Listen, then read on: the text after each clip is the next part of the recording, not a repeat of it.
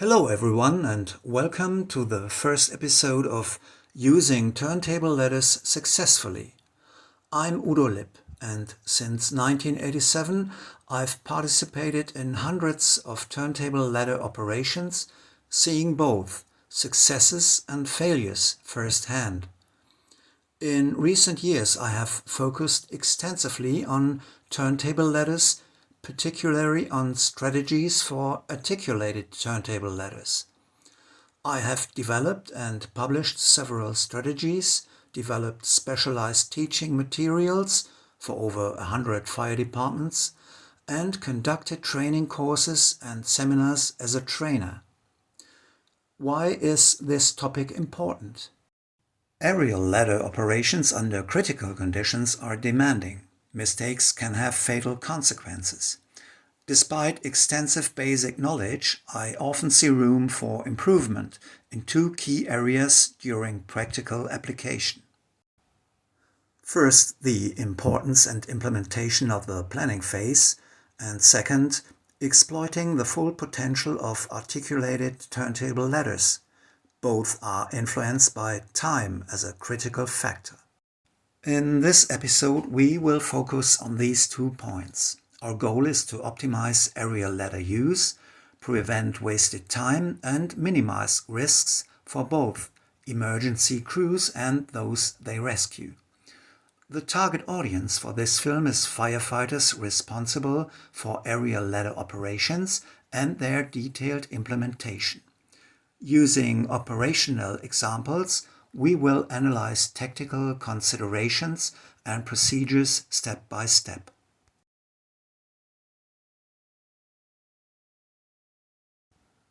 Before using an aerial ladder, the likelihood of success should be assessed. In this case, we're not dealing with a loose branch in a tree. We have time to secure the scene and let the police handle traffic control. We know that road users often focus solely on reaching their own destinations without paying attention to their surroundings. In many cases, it's immediately clear where the ladder should be positioned. There's enough space in front of this semi-detached house, and an experienced ladder leader can determine the position with a glance at the road and distances. There's no need to pace out or measure. The turntable center is positioned to reach the entire side of the building as well as the front. However, a close look is always necessary, especially in poor weather conditions or darkness. Overlooking something can cause the operation to fail and result in immense damage. Skipping planning wastes valuable time. If the ladder proves inadequate, valuable time is wasted on repositioning, giving instructions, and reaching the target. Everyone relying on the ladder will be disappointed. Spontaneous alternative rescue solutions cause stress. A quick measurement of the route only takes a few seconds. When things get more challenging, there's a lot to consider when planning the setup. Depending on the circumstances, time is of the essence. Is there a suitable installation area? Can I fully extend the supports, at least on the working side? Are the support plates on solid ground? Can the carriage rotate freely on the opposite side? Can the ladder target be reached within the outreach and at height? Accurate assessment requires measuring vehicle width, stabilizer length, overhang, mast height during turns, tilts, and ladder outreach.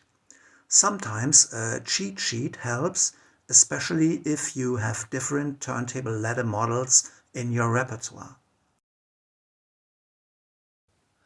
The distance between slewing ring and the targeted area is measured. In this case, the destination is within the radius. A few floors higher, the ladder length falls short.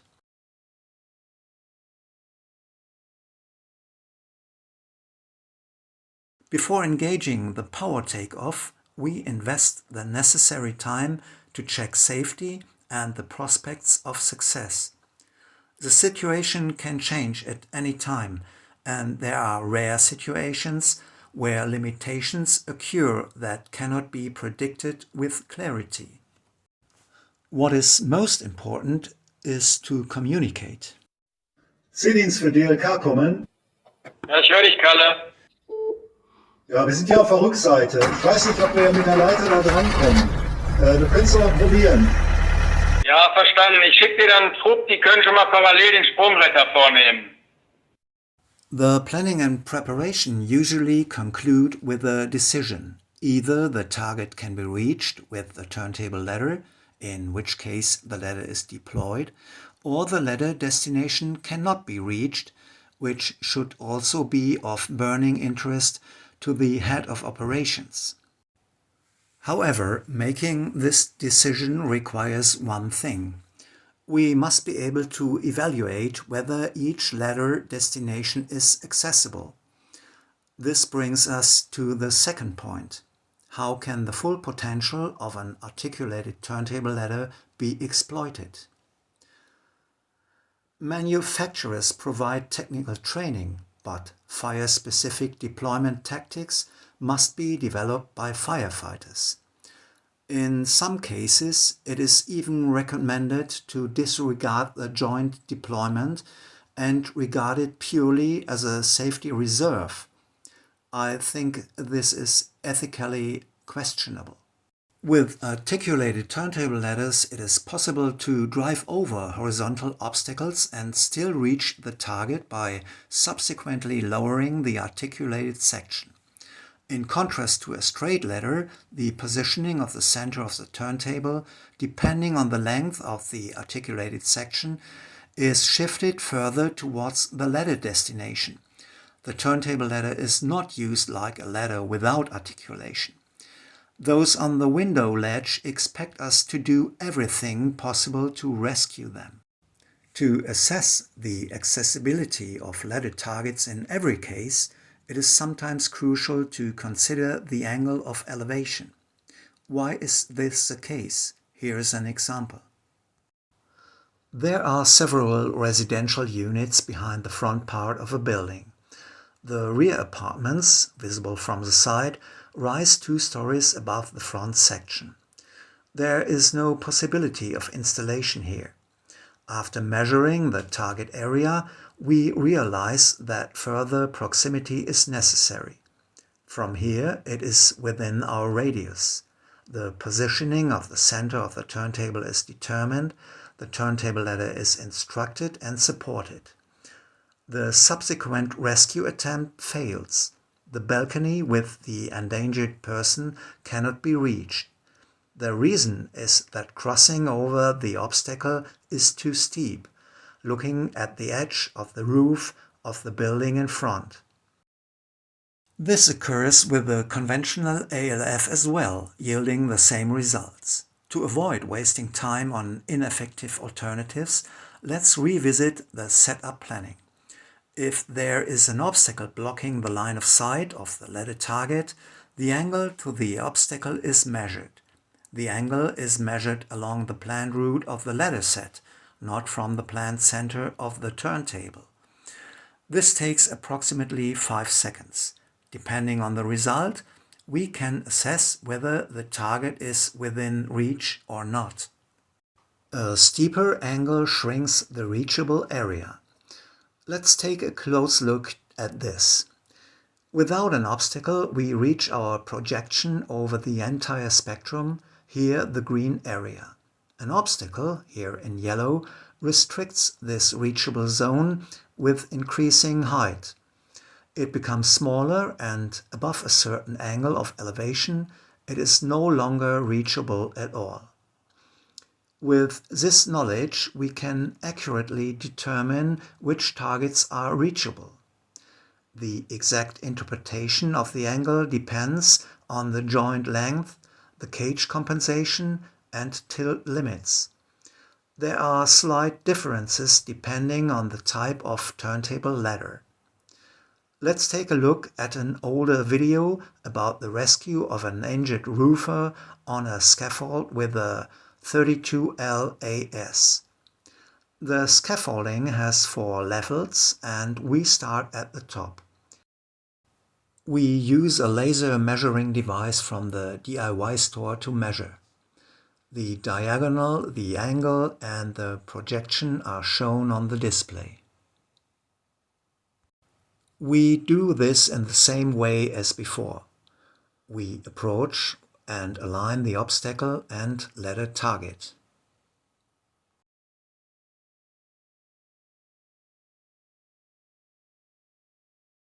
Then we measure. You could also walk here. No problem with a radius of 16 meters.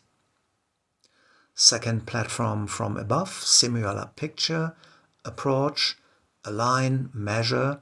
We are a little further away, but with a 19-meter reach, the target can also be reached with a straight ladder. At the third platform, as the distance increases, we realize after measuring that it is no longer possible to reach the target with a straight ladder. We can now get closer by the length of the articulated part and thus brings the roofer back within reach.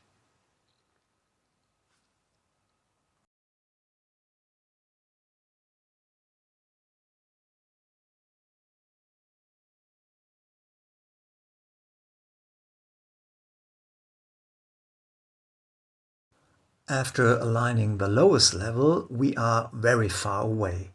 Even after approaching by 2 meters for the middle of the slewing ring and another 4.5 meters for the articulated section, we are still clearly too far from the target.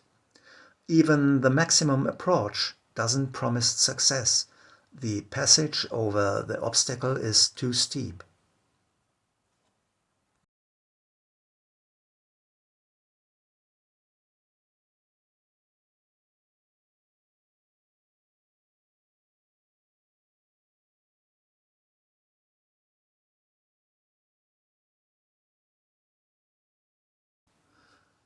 To check the chances of success and find a suitable point for the installation, we can first approach as far as we can until the ladder target is within the outreach. We can check whether the obstacle is a hindrance by measuring the angle to the edge briefly. If the angle is flat enough, we can reach the target. If it is too steep, we don't even need to try.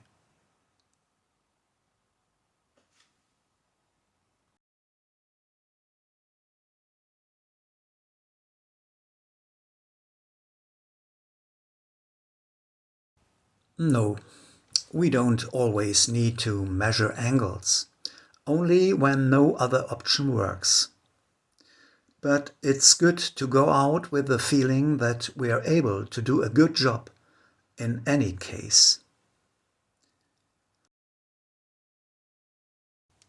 Even when we can't save everyone, all those moments drive me to improve.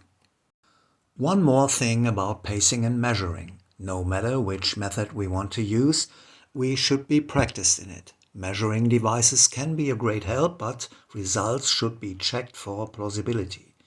A software modification allows the ALF to measure angles as well.